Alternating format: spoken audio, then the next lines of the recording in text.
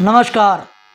उत्तराखंड के उधम सिंह नगर जनपद में बाढ़ का प्रकोप चरम सीमा पर पहुंच गया था।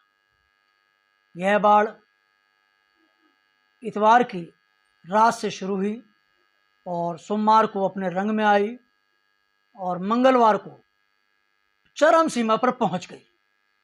इस बाढ़ के पानी की चपेट में जनपद उधम सिंह नगर का जसपुर, काशीपुर, बाजपुर, केलाखेड़ा, गदरपुर, रुद्रपुर, किच्छा, सितारगंज, नानकमत्ता और खटीमा पूरी तरीके से प्रभावित हुआ। इस बाढ़ ने ऐसा रुद्र रूप दिखाया कि ग्रामीण क्षेत्रों की तो बात छोड़ें, शहरी क्षेत्रों में भी पानी घुस गया। शहरी क्षेत्रों के अगर जिला मुख्यालय रुद्रपुर को देखें तो रुद्रपुर की हालत ये थी कि जो निचले स्तर के इलाके थे, जो नीचे क्षेत्र में, उनमें 7 फीट से लेकर 10 फीट तक पानी था। मतलब कहा जाए ग्राउंड का एक एक कमरा पानी से भर गया था, लोगों के सामान बह गए थे। वहीं जो शहर की पास कॉलोनियाँ थीं उनमें भी पानी 5 से 6 फुट तक पहुंच गया था। सड़कों पर 5 से 6 फुट पानी और घरों के अंदर 2 से 3 फुट पानी था। इस पानी ने जो उत्पात मचाया है, गरीब निचले इलाकों में जिनमें जो गरीब बस्तियां हैं उनके सामान बह गए हैं। वहीं जो पास कॉलोनियां हैं उनके अंदर जो पानी घुसा है वह पानी उनके यहाँ भी नुकसान हुआ है। उनके सामान भी, उनके बिस्तर भी, उनके डबल बेड भी, उनके सोफे भी, ये सब खराब हो गए हैं। आखिर इतना पानी आया कहाँ से? अब ये बहुत बड़ा सवाल बना हुआ है। लेकिन जो बताया जाता है कि वर्तमान में किसान आंदोलन जो है वो तराई में, उधम सिंह नगर में अपनी चरम सीमा पर है। जनता बेरोजगारी और महंगाई से जूझ रही है। ये सब मुद्दे पूरी तरीके से जनता के बीच उठ रहे थे। इन मुद्दों को दबाने के लिए उत्तराखंड की भारतीय जनता पार्टी की सरकार ने एक ऐसा खेल खेला है जिसकी कल्पना नहीं की जा सकती है। सूत्र बताते हैं कि उधम सिंह नगर जनपद में भारतीय जनता पार्टी के द्वारा जो आंतरिक सर्वे कराया है उसमें 9 विधानसभा सीट हैं, जिनमें से 8 विधानसभा सीटों पर भारतीय जनता पार्टी को करारी हार मिल रही है। और इस हार का मुख्य कारण बेरोजगारी, महंगाई और किसान आंदोलन है। इन मुद्दों को जनता से दूर करने के लिए बाढ़ को एक इस जनपद में लाने का काम किया गया है। अगर कभी किसी जगह से पानी छोड़ा जाता है तो उस जहाँ तक ये पानी पहुँचता है वहाँ पर मुनादी कराई जाती है, वहाँ पर सूचना दी जाती है कि पानी फला झील से, फला बांध से, इस बांध से, इस नहर से छोड़ा जा रहा है, जो अगले 3 घंटे में या 4 घंटे में, 6 घंटे में आपके शहर में पहुँचेगा। आप लोग सतर्क हो जाएं और सुरक्षित स्थानों पर चले जाएं। लेकिन ऐसा कुछ नहीं हुआ। और बताया जाता है कि तुमरिया डाम जो काशीपुर क्षेत्र में है, गुलरभोज डाम जो गदरपुर क्षेत्र में है, नानकमत्ता डाम जो नानकमत्ता क्षेत्र में है, इधर से गोला नदी जो हल्द्वानी से आती है, कल्याणी व्यू नदी जो बहुत पहले नदी के रूप में थी, जो आजकल नालों का रूप धारण कर चुकी है, उन सब में एक साथ बिना किसी सूचना दिए हुए पानी को छोड़ दिया गया।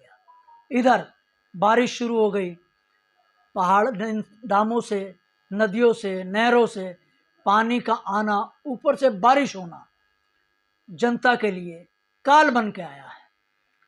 लोगों के मकान गिर गए हैं, गरीब लोग पानी में तड़प गए हैं, बस गए हैं। इसी बीच अगर कहा जाए तो किच्छा विधायक राजेश शुक्ला के बड़े भाई की पुत्रवधू घर में करंट फैलने से मौत की नींद सो चुकी है। बाढ़ का पानी इस तरीके से जनपद में फैला है जिसकी कभी कल्पना नहीं की जा सकती। उधम सिंह नगर जनपद के रुद्रपुर के लोगों का कहना है कि बारिश से सड़कों और पानी सन 1990 के लपेट में देखा गया था, लेकिन वो पानी इतना नहीं था जो घरों में जाता, लेकिन ये पानी जो आया है वो पूरी तरीके से घरों में घुस गया है। उसने घरों में घुसने के साथ ही घरों में रखे सामान को नुकसान पहुंचाया है।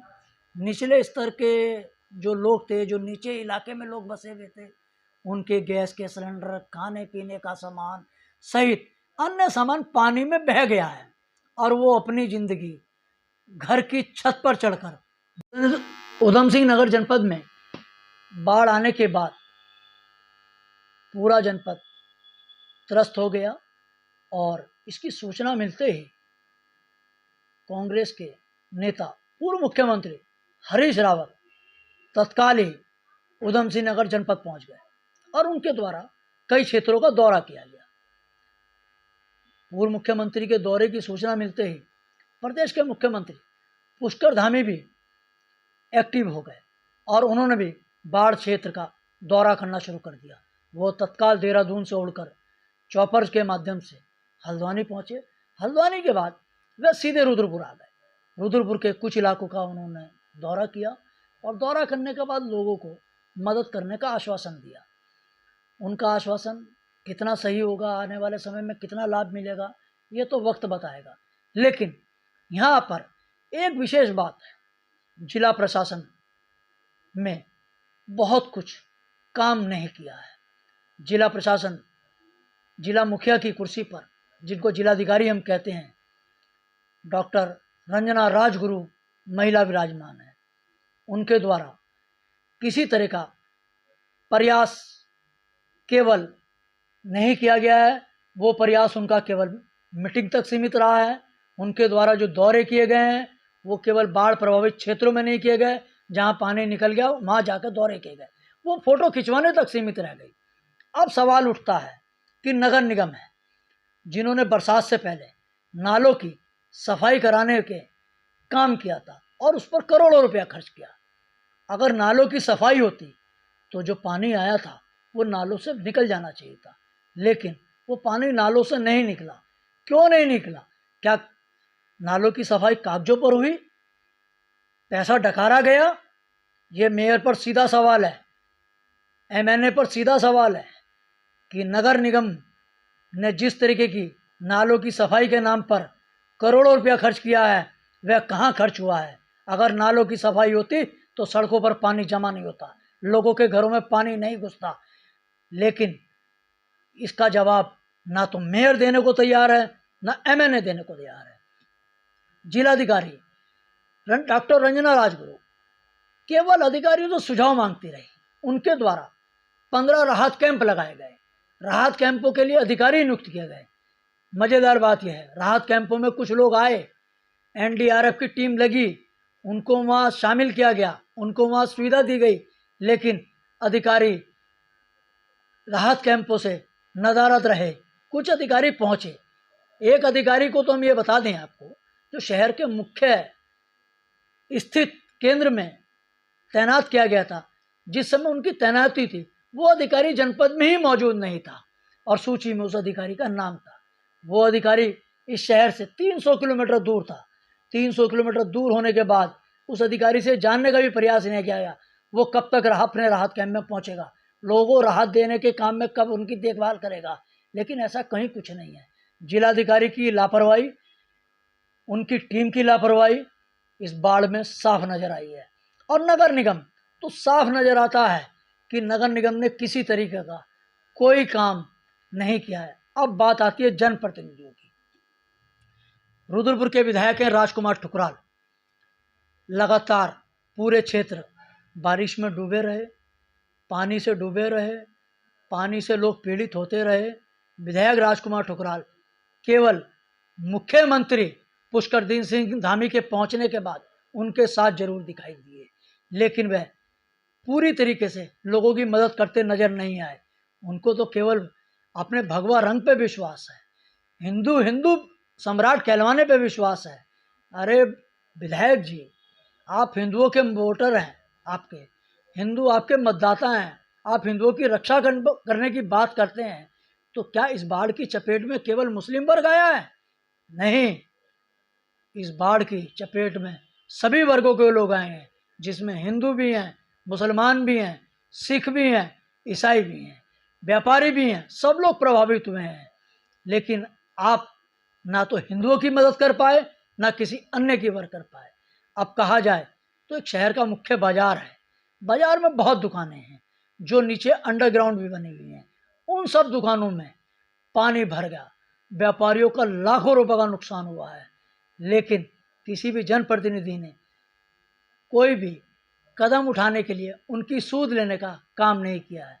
हाँ, यहाँ यह भी कहना होगा कि एक विपक्ष के कुछ नेता जिला मुख्यालय पर, जो छोटे नेता हैं, जिनमें एक नाम आता है सुशील गाबा का, वो रात को 1:30 बजे ही अपने घर से निकल गया था अपनी टीम के साथ। उसके द्वारा लोगों की मदद करने का काम किया गया। रात को ही वीडियो जारी करके लोगों से मदद की अपील की गई। वो पूरी रात मौजूद रहा। इसी में अगर कहा जाए तो एसडीएम प्रत्यूष कुमार है, जिनको रुद्रपुर का एसडीएम कहा जाता है, वो भी अपनी टीम के साथ जितनी मदद कर सकते थे करने का काम किया है।